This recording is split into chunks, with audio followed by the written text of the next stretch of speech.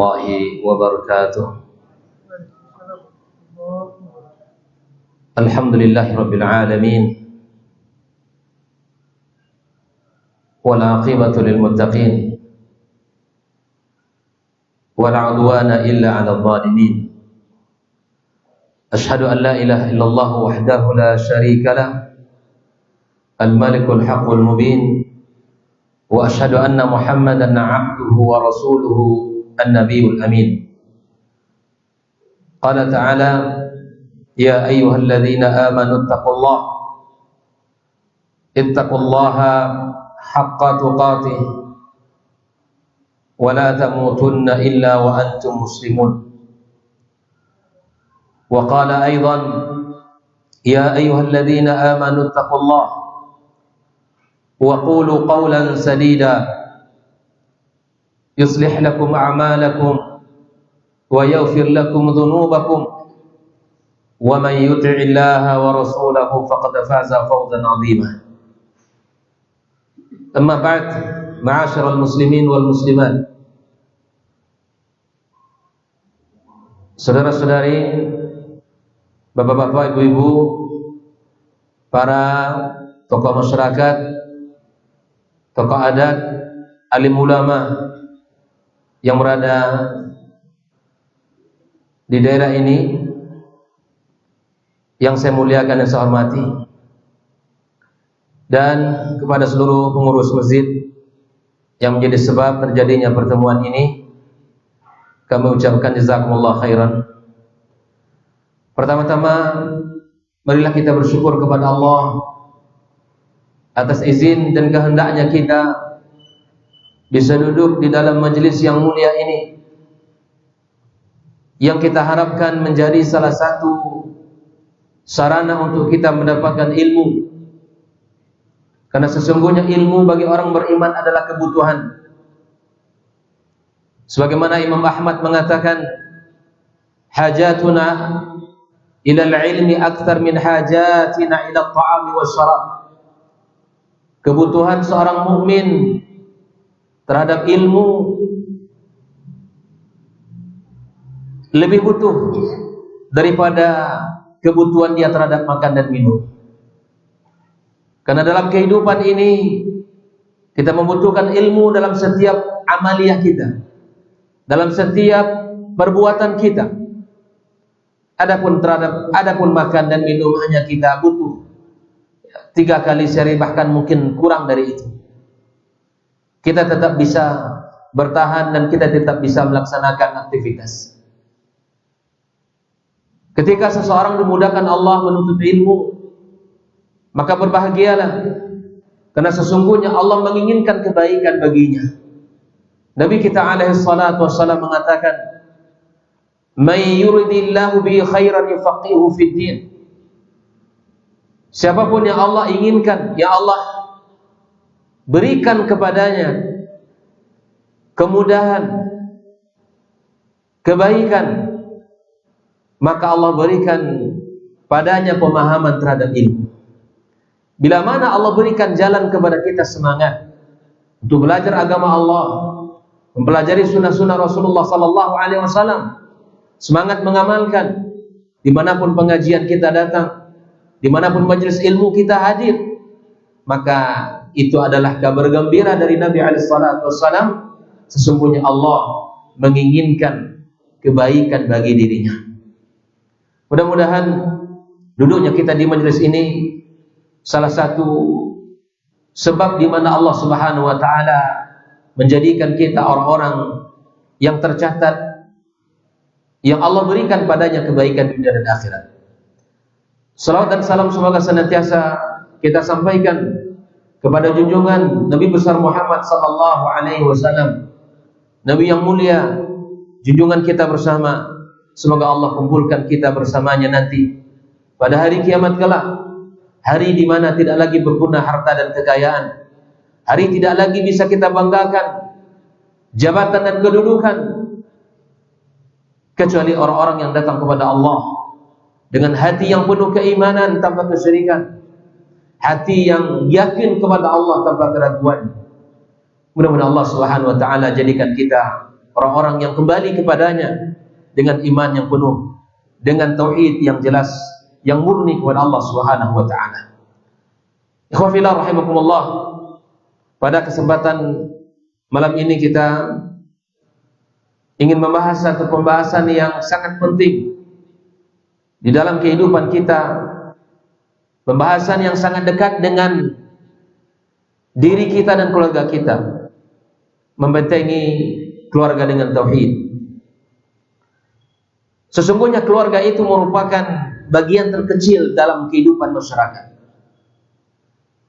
Namun setiap keluarga memberikan peran yang besar di dalam kehidupan masyarakat. Kerusakan yang terjadi dalam kehidupan masyarakat, sebab utamanya adalah keluarga. Maka sesungguhnya bila mana anak-anak muda kita dapatkan dengan gaya yang tidak baik, perilaku-perilaku yang tidak bagus, sesungguhnya itu adalah anak-anak kaum muslimin yang keluar dari rumahnya, memperlihatkan sikap dan perilaku yang mereka dapatkan di rumah masing-masing. Yang ini adalah geng motor, yang itu adalah geng yang membuat kerusakan. Dan itulah gambaran daripada kehidupan keluarga muslim. Kerusakan yang terjadi sebab utamanya adalah kerusakan yang ada di keluarga itu sendiri. Sebaliknya, kekuatan yang ada pada masyarakat, kekuatan yang ada pada umat berawal daripada kekuatan di rumahnya masing-masing. Makanya bila mana keluarga baik, insya Allah masyarakat baik. Bila mana masyarakatnya baik, insya Allah satu bangsanya akan baik. Oleh itulah Islam tidak membangun pondasi keluarga ini di atas satu sosial. Islam tidak membangun keluarga ini di atas kekayaan, jabatan, tetapi Islam membangun keluarga itu di atas tauhid, penghambaan diri yang utuh kepada Allah Subhanahu wa taala. Bila mana keluarga itu terbangun di atas tauhid, keluarga itu akan kokoh, keluarga itu akan kuat, dan keluarga itu akan mendapatkan pertolongan dari Allah Subhanahu wa taala. Namun sebaliknya, bila mana keluarga itu tidak terbangun tauhid yang benar, maka keluarga itu akan mudah rapuh, keluarga itu akan mudah goyah, dan bahkan keluarga itu akan mudah untuk dilencengkan dari agama Allah Subhanahu wa taala. Maka oleh karena itu, tauhid di dalam Islam bukan hanya sekedar metodologi dalam agama, bukan hanya sebuah keyakinan, tetapi dia pondasi dasar dalam kehidupan seseorang. Tauhid akan mengarahkan bagaimana ibadahnya. Tauhid akan mengarahkan bagaimana pola pendidikan, cara mendidik, dan bahkan tauhid itu akan memberikan kepada kita gambaran bagaimana hubungan keluarga, hubungan sosial, hubungan bermasyarakat secara umum. Maka bicara tentang tauhid dengan keluarga bukan bicara satu pilihan, tapi adalah sebuah kebutuhan yang mendesak. Apalagi di zaman yang kita hidup, pemikiran-pemikiran muncul, liberalisme, sekularisme, dan keyakinan-keyakinan yang lain yang kemudian merusak keyakinan-keyakinan kita, merusak akhlak, merusak ibadah. Maka awali dengan kehidupan kita ini dengan memperbaiki diri dan keluarga kita melalui tauhid Allah Subhanahu wa taala. Oleh itu, ikhwafillah, saya ingin sampaikan beberapa poin kenapa pentingnya kita bicara tentang tauhid. Satu, karena tauhid merupakan tujuan penciptaan kita di dunia ini. Allah Subhanahu wa taala mengatakan apa? "Wa ma khalaqtul jinna wal insa illa liya'budun." Para ulama mengatakan illa liwahidun. Tidak Allah ciptakan jin dan manusia kecuali Allah inginkan dari mereka apa? Liwahidun, ay mengesahkan Allah Subhanahu wa taala, menghambakan diri mereka kepada Allah, menyerahkan ketaatan mereka kepada Allah Subhanahu wa taala. Yang kedua, karena tauhid ini merupakan mihwar da'watul anbiya, poros dan konsentrasinya dakwah para nabi, mulai dari Nabi Adam alaihissalam sampai Nabi Muhammad sallallahu alaihi wasallam. Semua mereka berdakwah tentang tauhid. Walaupun syariat mereka berbeda-beda, tapi tujuannya adalah satu, mengajak manusia untuk beribadah kepada Allah semata. Allah Ta'ala mengatakan, وَلَقَدْ بَعَثْنَا فِي كُلِّ أُمَّةٍ رَسُولًا أَنِ اعْبُدُوا اللَّهَ وَاجْتَنِبُوا الطَّاغُوتَ. Telah Allah utus pada setiap kaum itu seorang Rasul.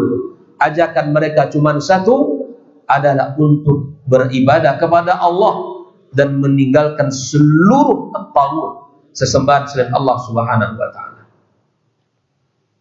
Yang ketiga, orang yang bertauhid akan mendapatkan petunjuk, akan mendapatkan keamanan. Allah Ta'ala katakan, alladzina amanu wa lam yalbisu imanahum bidzulmin ulaika lahumul amnu wa hum muhtadun. Orang-orang yang beriman, keimanan mereka tidak mereka campurkan dengan kesyirikan sedikit pun, mereka itu akan mendapatkan keamanan di dunia dan di akhirat kelak, dan mereka itu akan mendapatkan petunjuk Allah Subhanahu wa Ta'ala. Orang yang bertauhid adalah orang-orang yang akan mendapatkan surga Allah Tabaraka wa Ta'ala. Man mata wa huwa ya'lam annahu la ilaha illallah. Barang siapa yang meninggal, kata Nabi SAW, dan dia tahu bahwa tidak ada ilah yang berhak disembah kecuali Allah, dakhalal jannah, mereka masuk surga. Wa man kana akhiru kalami la ilaha illallah dakhalal jannah.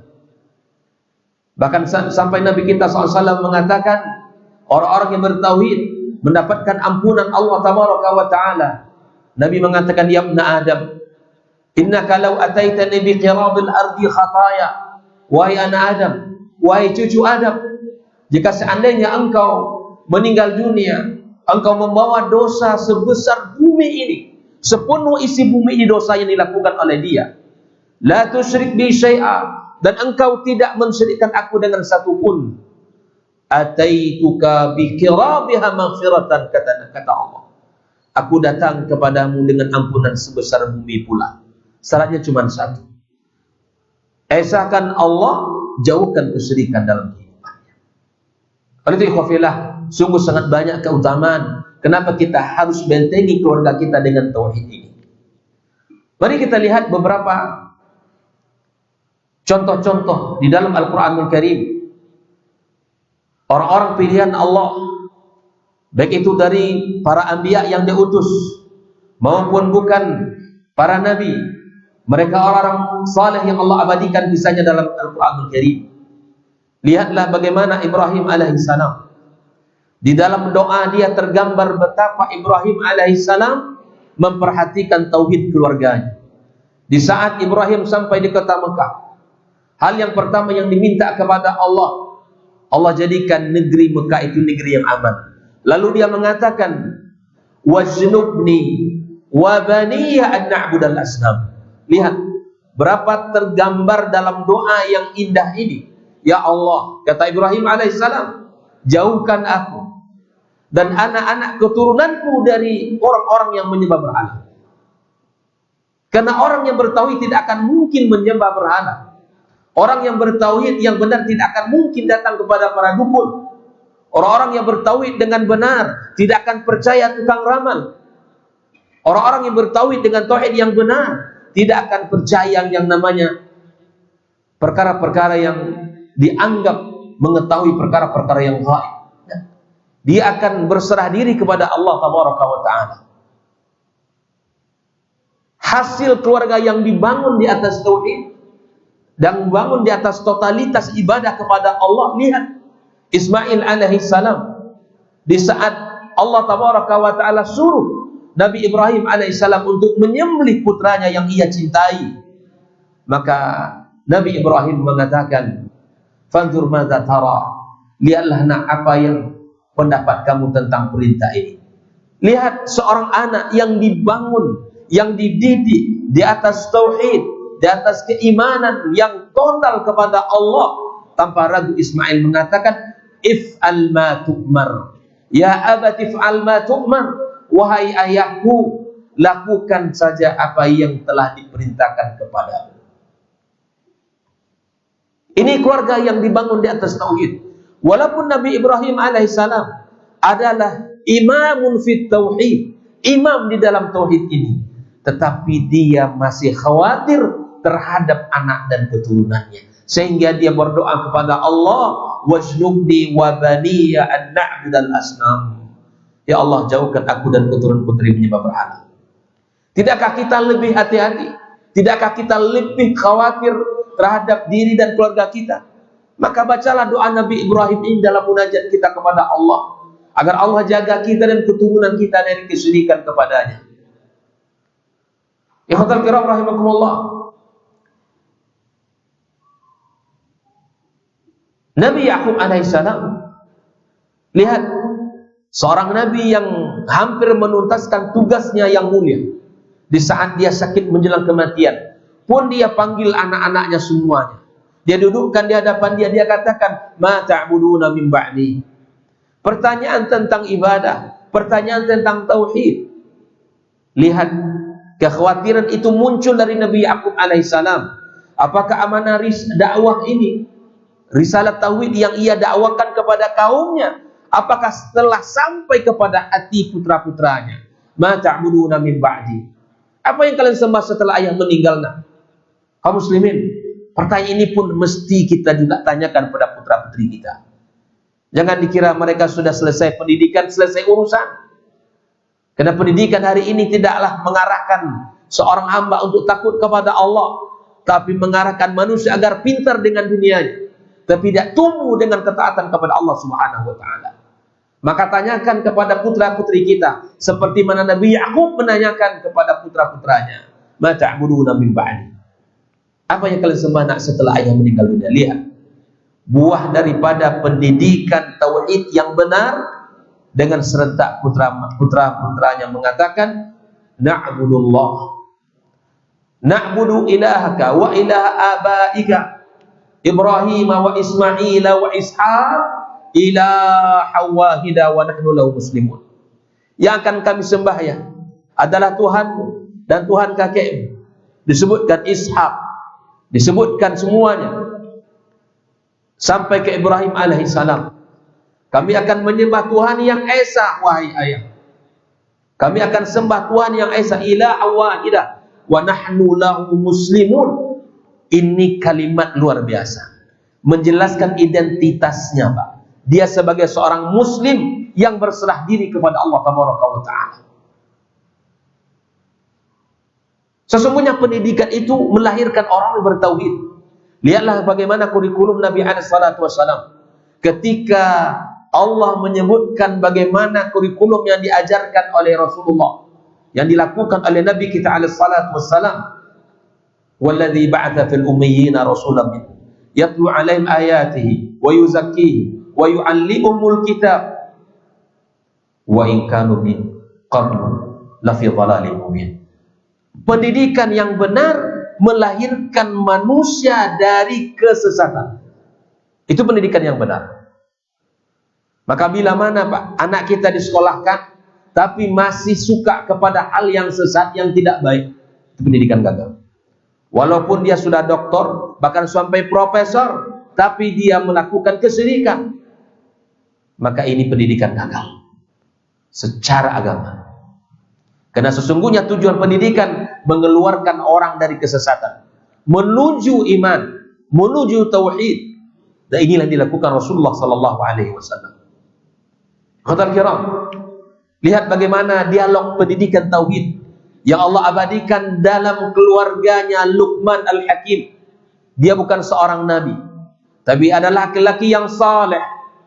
Tahukah kita siapa Luqman? Di dalam kitab para ulama tafsir dijelaskan, kalau secara manusia tampilannya tidak menarik, orangnya hitam pendek, bahkan mungkin kaum wanita tidak ada yang menyukai secara fisiknya, tapi Allah abadikan laki-laki ini di dalam Al-Quranul Karim, kisah dalam pendidikannya. Kisah yang sangat luar biasa. Bahkan Allah sebut satu surat Luqman, dia bukan nabi, dia hanya orang saleh. Bahkan para ulama menyebutkan orang-orang antri depan rumahnya, semuanya, dari rakyat biasa sampai para pemimpin-pemimpin, untuk meminta nasihat kepada Luqman. Dulu sahabat Luqman yang sama-sama main pengembala kambing. Kamu ini Luqman yang dulu sama dengan saya. Iya. Apa ini semuanya? Orang semua menunggu kata-katamu. Semua orang menunggu nasihatmu. Disinilah Luqmanul Hakim, yang Allah sendiri yang memberikan sebutan Al-Hakim itu. Lihat, dialog iman, dialog tauhid yang Allah abadikan seperti apa? Nasihat pertama kepada anaknya. Apa kata Luqman? Ya, jemaah. Ya bunayya. Lanjutkan, Bang. La tusyrik billah. Wahai anakku, kata Luqman, jangan engkau syirikkan Allah. Nah, la tusyrik billah. Inna syirka la zulmun azim. Sesungguhnya kesyirikan itu adalah kezaliman yang paling besar. Semua dosa ada potensi diampunkan Allah jika Allah ingin mengampunkan, tetapi tidak untuk dosa syirik. Allah murka. Ana aghna syuraka ani syirki, kata Allah. Saya tidak butuh dengan kesyirikan kalian semuanya. Siapapun yang melakukan satu amalan, mensyirikkan aku dengannya, maka aku tinggalkan dia dan kesyirikannya di hari kiamat, kata Allah. Dosa yang tidak diampunkan Allah bila mana dia tidak bertaubat menjelang kematiannya adalah kesyirikan. Oleh karena itu, ikhwatal kiram rahimakumullah, lihatlah dialog pendidikan tauhid yang dibangun oleh Luqman sebelum dia memberikan nasihat akhlak, sebelum dia memberikan nasihat tentang muraqabatullah, tentang sikap di masyarakat, tentang mendirikan salat, berpuasa. Yang ditekankan oleh Luqman pertama kali, la tusyrik billah, inna syirka la zulmun azim. Ini orang-orang yang dicatat oleh Allah Subhanahu wa taala di dalam Al-Qur'anul Karim. Mereka memberikan perhatian fokus utama tentang tauhid dalam pendidikan keluarga mereka. Siapa lagi? Keluarga Imran, surat ketiga di dalam Al-Qur'anul Karim. Bagaimana dialog seorang ibu yang ditinggal oleh suaminya yang dalam keadaan hamil. Kemudian dia mengatakan, inni u'idzuha bika wa dzurriyyataha minasyaitonir rajim. Bagaimana keyakinan sang bunda, ya, dia minta pertolongan kepada Allah atas putrinya yang baru lahir ini. Dia lindungi, dia minta penjagaan kepada Allah, dia dan anak keturunannya. Ini keluarga yang bertauhid, ikhwal kiram. Sehingga ketika Maryam berada di mihrabnya, maka Allah Subhanahu wa taala berikan rezeki yang itu bukan pada musimnya. Bayangkan. Maka Zakaria alaihissalam ketika dia bertanya kepada Maryam, anna laki hadza? Dari mana ini semua, wahai Maryam? Dari mana ini semua kamu dapatkan? Ini buah bukan pada musim ini. Buah ini muncul di musim panas, tapi Allah berikan kepada dia. Buah di musim panas Allah berikan, ya, buah-buah yang muncul di musim dingin. Artinya buah sangat luar biasa. Keajaiban-keajaiban yang Allah berikan kepada seorang wanita yang tumbuh di atas tauhid yang benar. Maka disitulah Zakaria pun merasa dirinya bahwa saya harus yang meminta kepada Allah, sampailah Allah katakan, hunalika da'a Zakaria rabbah. Disitulah Zakaria memohon kepada Allah agar Allah berikan kepadanya putra. Sampai dia kata, Rabbi la tadarni farda wa anta khairul warithin. Ya Allah, jangan engkau biarkan aku hidup sendirian tanpa keturunan, kan engkaulah sebaik-baik yang akan memberikan keturunan kepada kami. Di saat Zakaria sudah tua, fisik sudah tidak kuat lagi, tulang belulang sudah mulai rapuh, kepala sudah mulai berubah, istrinya mandul. Disitulah dia diberikan Allah keturunan. Di saat dengan usaha manusia sudah tertutup, Allah berikan seorang putra yang bernama siapa? Yahya. Sampai Allah katakan, ya Yahya, khudhil kitaba biquwwah. Bayangkan, inilah anak yang tumbuh di atas di dalam keluarga yang bertauhid kepada Allah Tabaraka wa Ta'ala.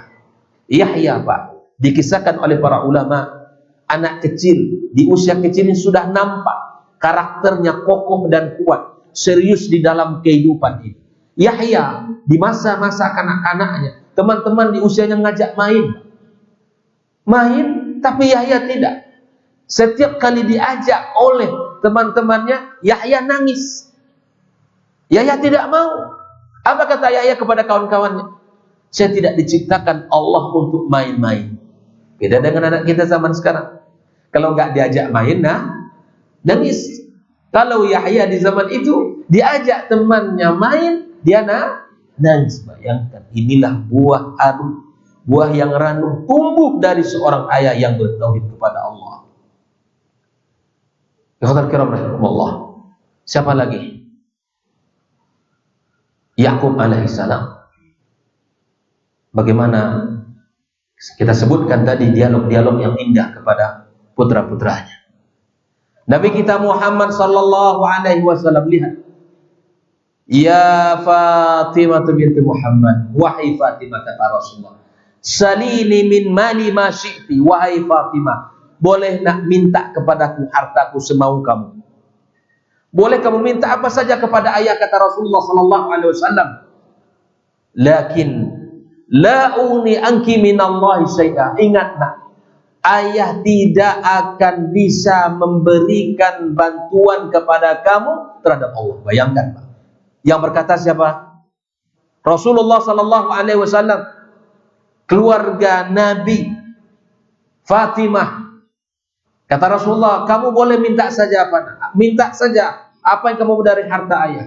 Tapi ayah tidak bisa membantu kamu. Nilai-nilai tauhid, keimanan. Artinya kalau ingin kamu selamat, maka beramal. Bertauhid kepada Allah, sembah Allah. Jangan syirikkan Allah Subhanahu wa Ta'ala dengan satu apapun. Bayangkan. Nabi kita yang mulia menyebutkan seperti itu. Penekanan-penekanan tauhid. Bagaimana keimanan kepada Allah Azza wa Jalla.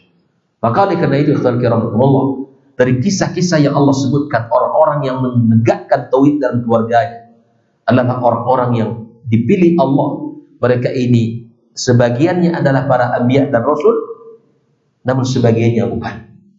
Keluarga Imran itu bukan keluarga Nabi. Keluarga Luqman itu bukan keluarga Nabi. Itu adalah keluarga orang-orang saleh yang Allah pilih dan Allah abadikan di dalam Al-Quran Karim. Kenapa Allah sebutkan? Sebagian ulama mengatakan agar kita tidak cepat putus asa di dalam mendidik anak dan keluarga ini. Karena proses mendidik tauhid ini bukan proses sementara, tapi tugas besar sepanjang usia kita. Seperti mana Yakub tadi menanyakan kepada putra-putranya. Saudara kiram rahimakumullah.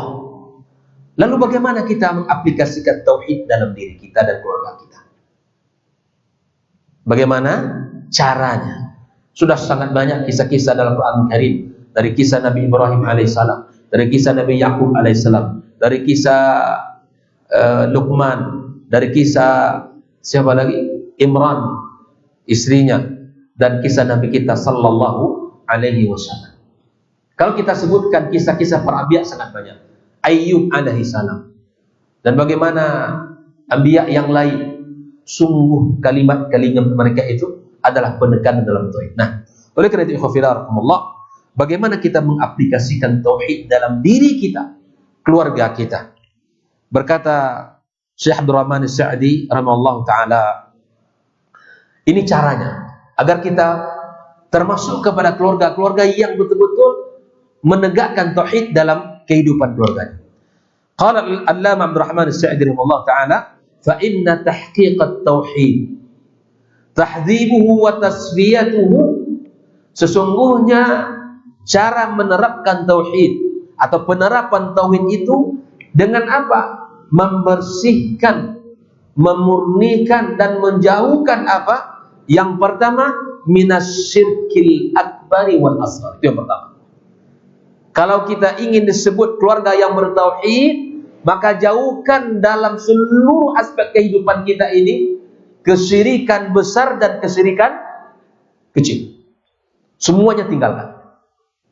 Kita hanya yakin kepada Allah Subhanahu wa taala.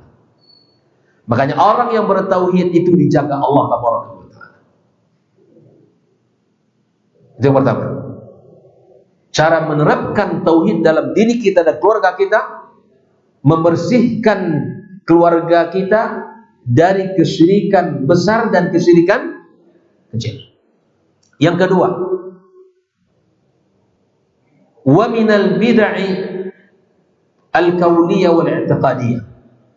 Jauhkan diri kita dan keluarga kita, anak keturunan kita dari perkara-perkara baru, baik itu dari ucapan, perkataan ataupun keyakinan-keyakinan.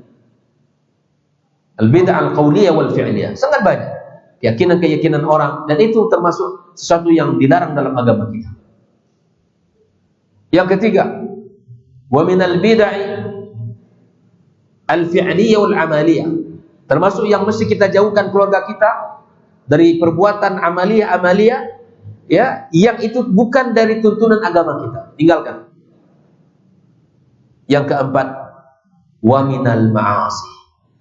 Dan jauhkan keluarga kita dari segala bentuk kemaksiatan kepada Allah Subhanahu wa taala. Bersihkan keluarga kita. Seluruh sarana-sarana yang mengantarkan kepada kemaksiatan mesti kita jauhkan anak dan keturunan kita. Khusus kita sebagai kaum suami, para ayah, para suami ini, tugas utama kita bukan sekedar memberikan makan minum kepada keluarga kita, mencukupkan kebutuhan primer dan sekundernya, memberikan tempat tinggal, bukan itu saja. Tetapi tugas pokok kita adalah Allah sebutkan dalam surat Tahrim ayat yang ke-6. Ya ayyuhalladzina amanu, lanjutkan, ku anfusakum wa ahlikum nara. Jaga diri kalian, kata Allah, dan keluarga kalian dari neraka Allah Tabaraka wa taala. Jaga diri dan keluarga kita. Tidak akan mungkin kita terselamatkan dari neraka Allah dan keluarga kita terselamatkan dari neraka Allah kecuali dengan memperbaiki tauhid. Karenanya tauhid itu adalah miftah, kuncinya surga Allah Subhanahu wa taala. Terkadang ada orang dalam kehidupan ini, Pak, dia sudah merasa cukup nih, khususnya kami para ayah ini, laki-laki ini. Ya sudah berikan rumah untuk keluarganya, berikan kebutuhan makan minumnya terpenuhi semuanya, mau apa saja bisa. Dia sudah merasa cukup, sudah berhenti di titik itu, sudah seakan dia sudah menunaikan tugasnya dengan baik, tapi dia abai kepada agamanya, dia abai kepada tauhid keluarganya, dia tidak peduli dengan bagaimana ibadah keluarganya keluar tanpa, misalnya istri dan anak-anak perempuannya keluar tanpa menutup aurat, dibiarkan saja. Atau anak-anak perempuannya dijemput laki-laki, dibiarkan saja. Tanpa ada rasa dalam dirinya punya tanggung jawab bahwa ini adalah perbuatan dosa dan saya akan dimintai pertanggungjawaban oleh Allah Subhanahu wa taala. Kaum laki-laki juga begitu. Punya kebebasan untuk bergaul dengan siapapun di luar rumah sana. Makanya kata Nabi SAW, di antara kunci keselamatan di akhir zaman, apa kata Rasul? Ketika Uqbah ibn Amir berkata, ya Rasulullah, man najah? Wahai Rasulullah, bagaimana, apa jalan keselamatan itu?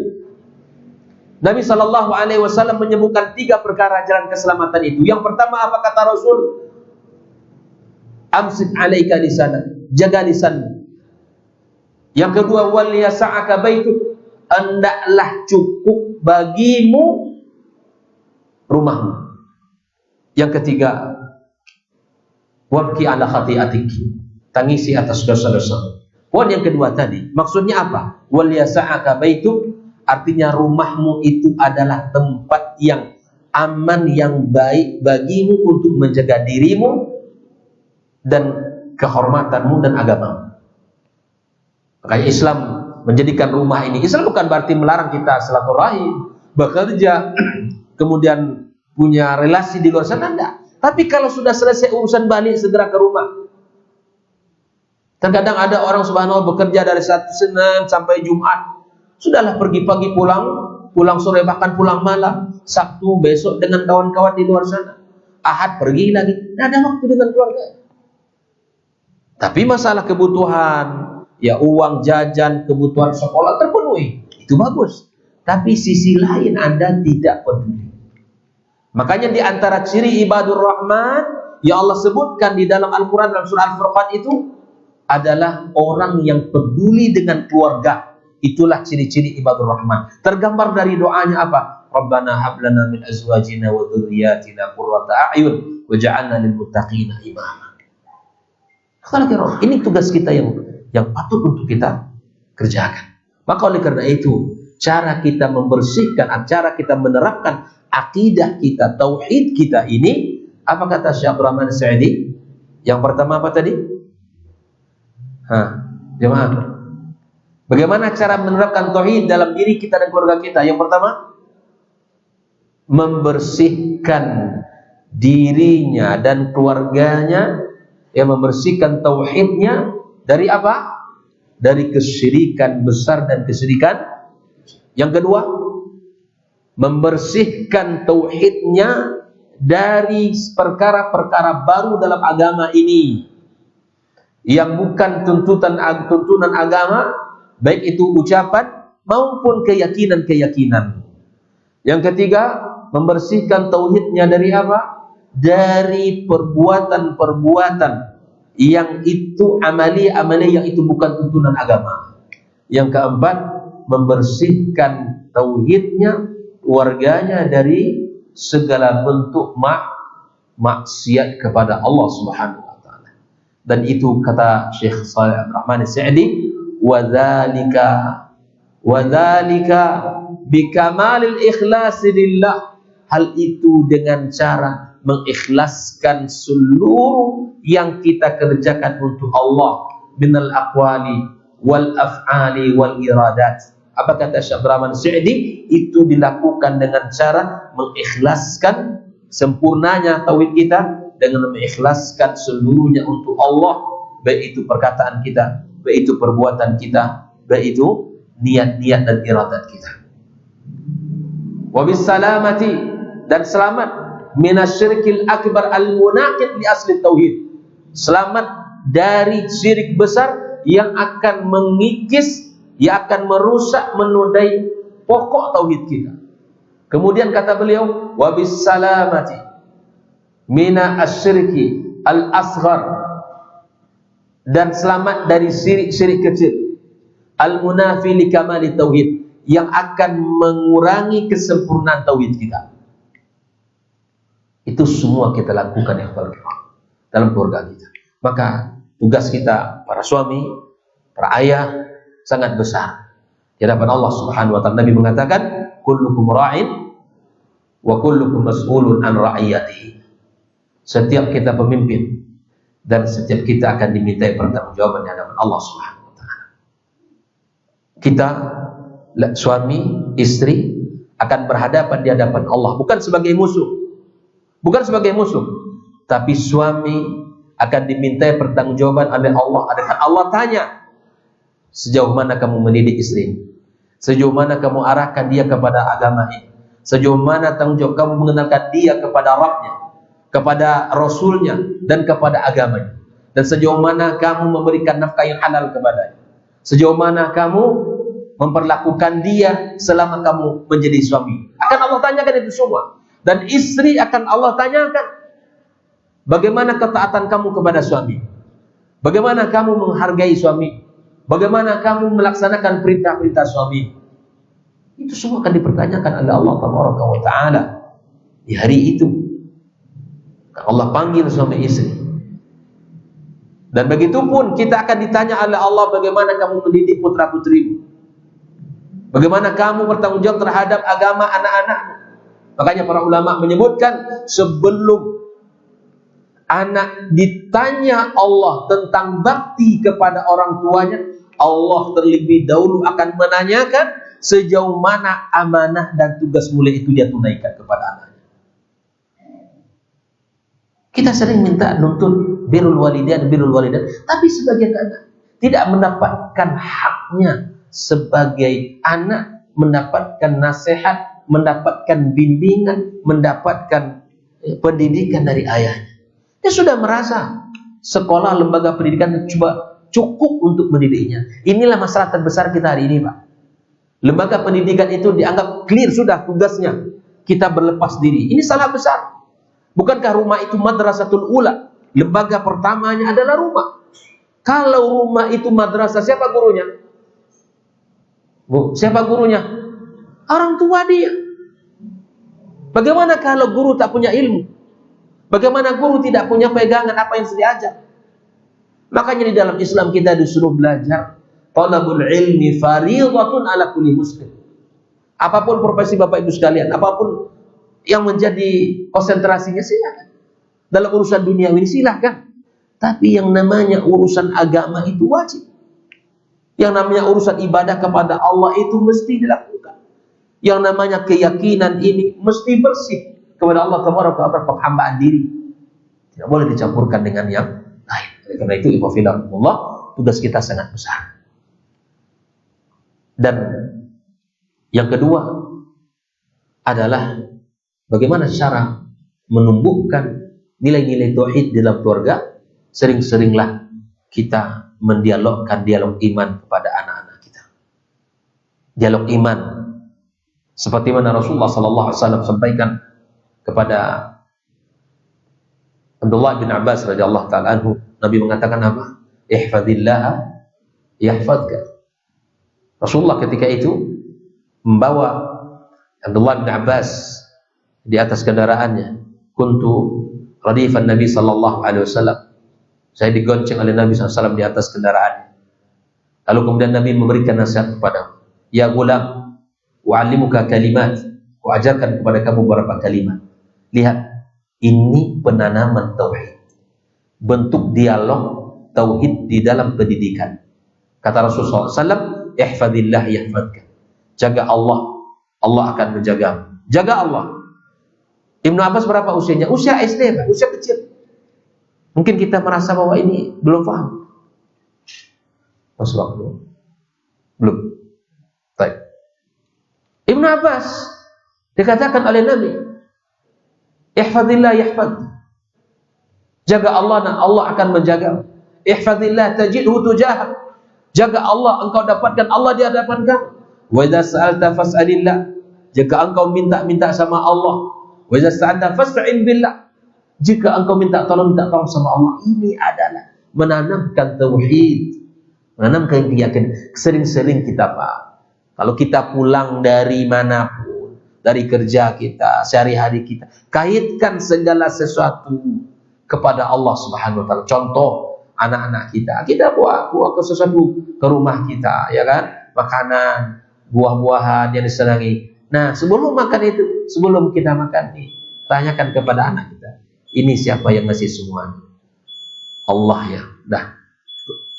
Jangan lupa ucapkan terima kasih, bersyukur kepada Allah Subhanahu wa Ta'ala. Sudah bagus itu. Katakan kalimat itu. Bersyukur kepada Allah Subhanahu wa Ta'ala. Karena itu akan tertanam. Inilah pendidikan-pendidikan iman itu sesungguhnya. Simple, tapi kita tidak mempraktekkannya dalam kehidupan kita. Silakan kita dengarkan azan.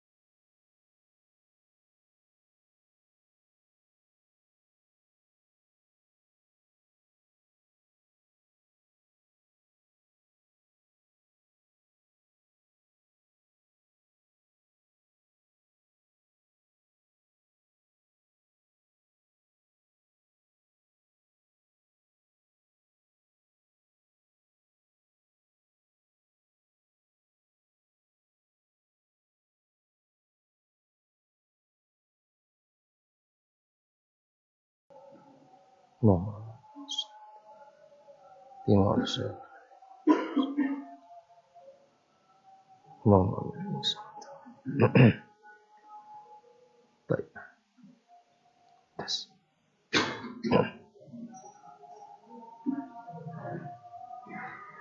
Tes. Tes. Tes. Tes. Baik, kita lanjutkan. Maka di mana kita harus sering-sering untuk melakukan dialog iman dalam keseharian kita bersama keluarga. Apalagi bunda, ibu-ibu yang waktu mereka lebih banyak dengan anak-anak, maka kemudian harus tanamkan dialog-dialog seperti tadi kepada putra-putrinya. Walaupun mereka sudah dewasa, sudah besar, tetap saja disampaikan kalimat-kalimat itu. Apalagi misalnya yang hadir ini ada para guru, Bapak Ibu yang guru, ini tolong diingatkan kembali. Apapun materi pelajaran yang disampaikan, ini dialog iman kita terputus. Misalnya kita bicara tentang air kita hanya manfaat duniawi saja yang kita sering sebutkan.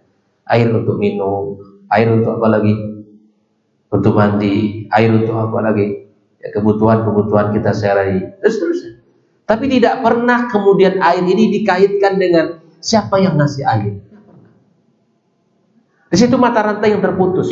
Udara, kita hirup udara ini. Kita sering menyebutkan udara kita gunakan untuk bernafas dan sangat baik dan seterusnya. Tapi sang guru tidak mengikat udara itu Allah yang memberinya, Allah yang kemudian menciptakannya. Tidak. Ini mata rantai yang putus. Saya nasihati diri dan seluruh jemaah sekalian, mulai sekarang kita mulai dialog dialog iman seperti itu. Kita bawa buah-buahan makanan dari keluar dan pulang kerja kita. Nah, ini dari Allah. Ya, ini dari Allah. Ya, bersyukur kepada Allah SWT. Misalnya anak-anak kita pun misalnya, Bu, ya, ini kan besok masuk sekolah, mungkin kebutuhannya, tasnya, sepatu, barangkali seperti itu. Kita bilang, iya, minta sama Allah. Minta sama Allah. Ya. Sudah berdoa, sudah. Semoga Allah kabulkan doamu. Nah, itu mungkin dianggap hal yang biasa, tapi itu adalah bagian dialog iman yang tak boleh kita abaikan. Maka kaitkan anak-anak kita dengan Allah Subhanahu wa taala. Ya. Sama ibu-ibu misalnya, anak-anaknya minta sesuatu, ibu-ibu bisa memberinya, tapi bilang sama anaknya. Nah, itu ayah kamu ya, minta sama ayah. Tapi sebelum minta sama ayah, kamu berdoa dulu kepada Allah. Ini mahal, Bu. Kalimat seperti ini kalimat yang sangat luar biasa untuk pertumbuhan sebuah keyakinan anak kepada Allah Subhanahu wa taala. Oleh karena itu, ya, kita berharap kepada Allah Subhanahu wa taala kita menjadi keluarga-keluarga yang memberikan ya perhatian besar kepada tauhid. Jika keluarga kita tegak di atas tauhid kepada Allah Subhanahu wa taala, maka insyaallah ya, setiap keluarga punya perhatian yang besar, insyaallah ya masyarakat akan kuat dan kokoh. Bila mana masyarakat kuat dan kokoh, maka bangsa ini juga akan kokoh. Nah, sesungguhnya kerusakan bangsa itu dimulai dari hal yang paling sederhana, kerusakan masyarakatnya, dan masyarakatnya rusak karena rumah tangganya rusak. Oleh karena itu kita waspada, kita hati-hati, jangan sampai kita termasuk orang-orang yang tidak peduli dengan perkara tauhid ini kepada Allah Subhanahu wa taala. Tapi barangkali ada yang kita ingin diskusikan menjelang salat. Karena itu tadi saya diminta bawa materi sampai azan. Setelah azan kita dialog bila ada yang ingin ditanyakan. Tafadhal kalau ada. Kalau tidak ada kita salat. Baik ya. Baik. Ada? Anda ada nampaknya, mudah-mudahan dipahami ya. Senang betul saya kalau tidak ditanya. Oleh karena itu sekali lagi bahwa poin penting kita ini punya tanggung jawab besar dalam keluarga. khususnya kita para ayah, para suami, untuk punya perhatian tentang agama terhadap anak-anak kita. Jangankan mereka, jangan biarkan mereka tumbuh ya dalam diri mereka cinta besar kepada dunia, tidak ada sedikit pun ya kecintaan mereka terhadap agama ini. Jangan. Ya. Kawal terus dan mengawal anak-anak ini supaya tumbuh dan kokoh di atas agamanya. Itu bukan pekerjaan sehari 2 hari atau sebulan 2 bulan, setahun 2 tahun, tapi tugas sepanjang usia kita. Meskipun anak-anak kita sudah menikah, meskipun dia sudah berumah tangga, tetap saja kita sebagai orang tua ya memberikan arahan kepada, lebih khusus bila mana itu anak laki-laki kita. Kenapa? Dia sebagai pemimpin keluarganya. Tapi bila mana itu anak perempuan kita, maka kita serahkan kepada suaminya. Makanya di dalam Islam disuruh oleh Nabi SAW, idza ja'akum man tardawna dinahu wa khuluqah. Kepada para ayah ini kita, yang mungkin ada di antara kita ini yang mungkin menyambut mantu untuk laki-lakinya, maka syaratnya cuma 2 kata Rasul. Yang pertama, kamu ridha agamanya, dan kamu ridha akhlaknya. Ya. Kenapa demikian Ustaz? Karena memang, kenapa disebut akhlak oleh Nabi? Bukankah agama itu sudah mencakup seluruh? Naam. Karena banyak orang yang paham agama, Pak. Banyak orang yang tubuh kokoh agamanya, mantap ilmunya, tapi kasar kepada pasangannya. Tidak pandai bermuasyarah bil ma'ruf kepada keluarganya. Maka ditekankan oleh Nabi perlunya akhlak pada calon menantu laki-laki kita. Karena kita akan serahkan anak perempuan kita secara utuh kepadanya. Karena berpindah tanggung jawab dia dari awalnya kepada Allah dan Rasul dan kepada orang tua. Tapi saat ijab dan kabul itu terlaksana, sudah berpindah tempat baktinya. Kepada siapa? Kepada suaminya. Maka Nabi mengatakan, huwa naruki wa jannatuki. Suamimu itu adalah surgamu dan nerakamu. Makanya di dalam Islam perlu perhatikan itu. Saya akhiri dengan kisah. Ketika itu Hasan al-Basri, seorang ulama besar, didatangi oleh salah seorang bapak-bapak. Ya, bapak-bapak ini punya anak perempuan 4 orang. Wahai imam, kata dia, kepada siapa aku nikahkan anakku ini? Maka Imam Hasan al-Basri mengatakan, nikahkan dia kepada laki-laki yang beragama dan berakhlak. Lalu dia bertanya, ya, kenapa kita mesti berakhlak? Karena kata Hasan al-Basri, bila mana suami anakmu ya mencintai putrimu, dia akan muliakan anakmu. Tapi bila mana menantumu, calon menantumu itu tidak menyukai dari sikap anakmu, dia tidak akan sakiti fisik anakmu. Jelas? Ya, orang punya akhlak itu mungkin kesal kepada istrinya, iya, karena sikap-sikapnya mungkin, tapi dia tidak mudah tangannya melayang ke muka istrinya, tidak mudah kakinya menendang badan istrinya. Makanya tidak ada seorang laki-laki yang memuliakan seorang wanita kecuali laki-laki itu mulia di sisi Allah. Dan tidak ada seorang laki-laki pun yang menghinakan seorang wanita kecuali laki-laki itu hina di hadapan Allah Subhanahu wa taala. Maka kata Imam Basri, carilah laki-laki yang berakhlak. Bila mana dia cinta kepada anakmu, dia akan muliakan semulia-mulianya. Tapi bila mana satu hari nanti dia tidak suka dengan perilaku anak perempuanmu, dia tidak akan sakiti fisik anakmu.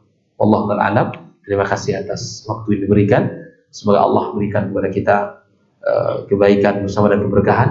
Allah pertemukan kita di dalam surganya, Allah kumpulkan nanti di dalam surganya, sebagaimana Allah kumpulkan kita di tempat yang mulia ini. Terima kasih.